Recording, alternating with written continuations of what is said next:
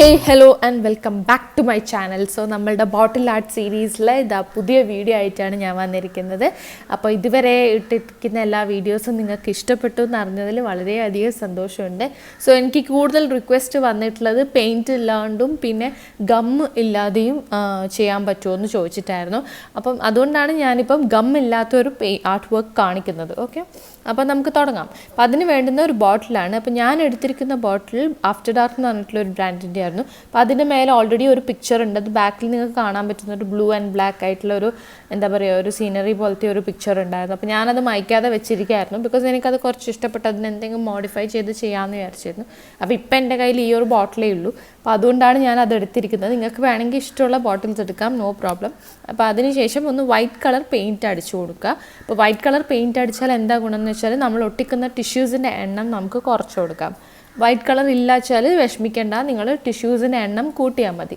പിന്നെ അഥവാ ടിഷ്യൂസ് ഇല്ലാച്ചാൽ നിങ്ങൾ അധികം കനവും ഇല്ലാത്ത A4 ഷീറ്റൊന്നും എടുക്കാതെ വളരെ ലൈറ്റായിട്ടുള്ള ന്യൂസ് പ്രിൻറ്റോ അങ്ങനത്തെ എന്തെങ്കിലും പേപ്പേഴ്സ് മാത്രം എടുക്കുക. കിലോ പേപ്പേഴ്സ് എന്നൊക്കെ പറഞ്ഞ് അങ്ങനത്തെ എന്തെങ്കിലും മാത്രം എടുക്കുക. അല്ലെങ്കിൽ വേറെ ഏതെങ്കിലും ലൈറ്റായിട്ടുള്ള നോട്ട്ബുക്കിലെ പേപ്പേഴ്സോ അങ്ങനത്തെ എന്തെങ്കിലും എടുക്കുക. ഓക്കെ, എന്നിട്ട് നമ്മളത് ഒട്ടിച്ചു കൊടുക്കുക. ടിഷ്യൂസ് ആണെങ്കിൽ നിങ്ങൾക്ക് ഗം ഇല്ലാതെ ചെയ്യാൻ പറ്റും. അതുകൊണ്ടാണ് ഞാൻ ടിഷ്യൂ എടുക്കാൻ പറയുന്നത്.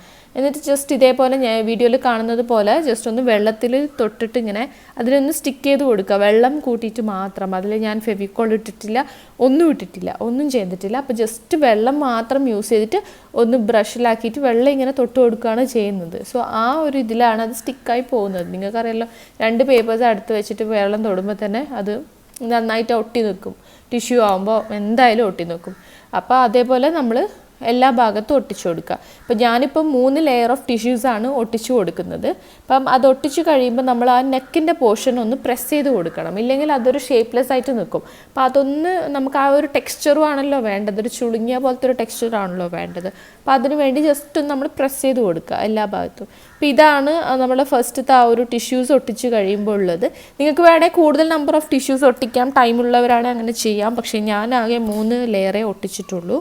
അപ്പോൾ അത് ഓപ്ഷനിലാണ്. ഗമ്മ് കയ്യിലുള്ളവരാണെങ്കിൽ നമ്മൾ ഫെവിക്കോളോ മറ്റോ എന്തെങ്കിലും കുറച്ച് വെള്ളം ആഡ് ചെയ്തിട്ട് നമ്മൾ എല്ലാ ടിഷ്യൂസും ഇതേപോലെ ഒട്ടിച്ചതിന് ശേഷം വെള്ളം കൂട്ടി ഒട്ടിച്ചതിന് ശേഷം മാത്രം നമുക്കൊന്ന് വേണമെങ്കിൽ ലാസ്റ്റ് ഒന്ന് ബ്രഷ് ചെയ്ത് കൊടുക്കാവുന്നതാണ്. അപ്പോൾ നല്ല സ്ട്രോങ് ആയിട്ട് കുറേ കാലം ലാസ്റ്റ് ചെയ്യും.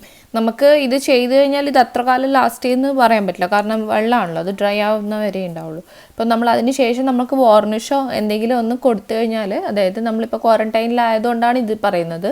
അപ്പോൾ അതിന് ശേഷം നമുക്ക് പുറത്ത് പോയിട്ട് ഗമ്മ് വാങ്ങിച്ചിട്ട് ജസ്റ്റ് ഒരു കോട്ട് കുറച്ച് വെള്ളത്തിൽ ആഡ് ചെയ്തിട്ട് ഒന്ന് ബ്രഷ് ചെയ്ത് കൊടുക്കാം. അല്ല വെച്ചാൽ നിങ്ങൾക്ക് വാർണിഷ് അടിക്കാം. അപ്പോൾ നല്ല ഫിനിഷും ഉണ്ടാവും, നന്നായിട്ട് ഒട്ടി നിൽക്കുകയും ചെയ്യും. പിന്നെ ഈ പെയിൻറ്റിൻ്റെ എഫക്റ്റ് ഉള്ളത് കൊണ്ടും എന്തായാലും കുറച്ച് കാലത്തേക്ക് ഇത് മോശമാവാതെ നിൽക്കുന്നുണ്ട്. ഞാൻ ട്രൈ ചെയ്തിട്ടുള്ളതാണ്. അപ്പോൾ പെയിൻറ്റ് ഇട്ടത് കൊണ്ട് കുറച്ച് കാലത്തേക്ക് പൊളിഞ്ഞൊന്നും പോവാതെ നിൽക്കുന്നുണ്ട്. അപ്പോൾ അതിൽ പേടിക്കേണ്ട. സോ ഇതാണ് ഫൈനൽ ലുക്കല്ല, നമ്മളുടെ ടിഷ്യൂ ഒട്ടിച്ചിട്ടുള്ള ലുക്കാണ് ഇത് വരുന്നത്. അപ്പം അത് കഴിഞ്ഞിട്ട് നമുക്ക് അടുത്തത് നോക്കാം. ഇപ്പോൾ ഗമ്മില്ലാതെ നമ്മൾ ഒട്ടിച്ചതുകൊണ്ട്, ഗമ്മുള്ളവരാണെങ്കിൽ ഇതിൻ്റെ പുറമേ ഒരു ലെയർ ഓഫ് ഫെവിക്കോളിൻ്റെ ജസ്റ്റ് ഒരു ലെയർ ഒന്ന് വെള്ളവും കൂടി ചേർത്തിട്ടുള്ള ഒരു കൺസിസ്റ്റൻസിയിൽ നമ്മളൊന്ന് അടിച്ചു കൊടുത്താൽ മാത്രം മതി.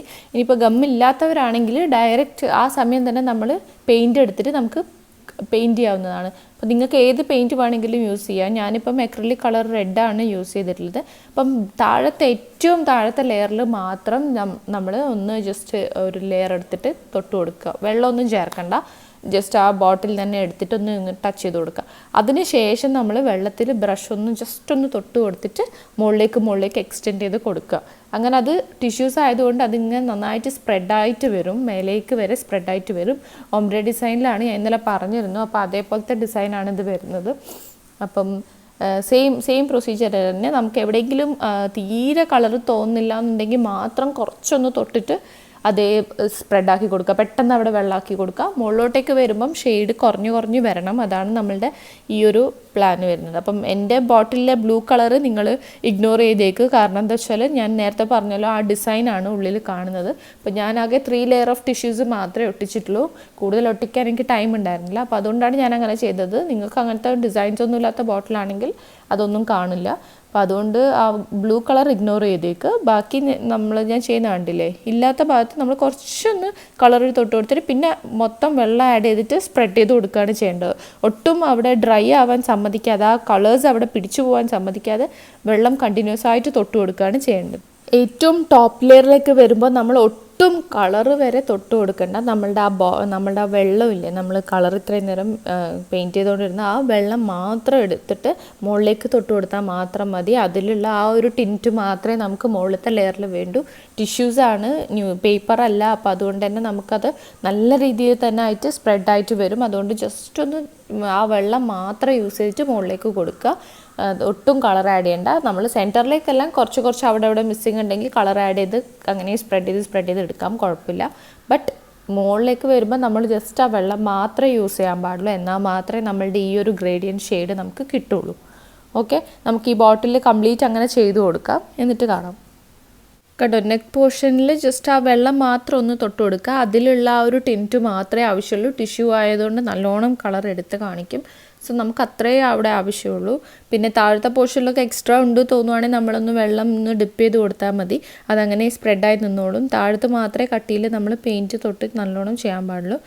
എന്നിട്ട് അതിന് ശേഷം നമ്മളൊരു റിബണോ അല്ലെങ്കിൽ നിങ്ങൾക്ക് എന്താണോ നിങ്ങളുടെ കയ്യിലുള്ള ത്രെഡോ വൂളൻ ത്രെഡോ എന്ത് വെച്ചിട്ട് വേണമെങ്കിലും ആ നെക്ക് പോർഷൻ ഡെക്കറേറ്റ് ചെയ്യാം.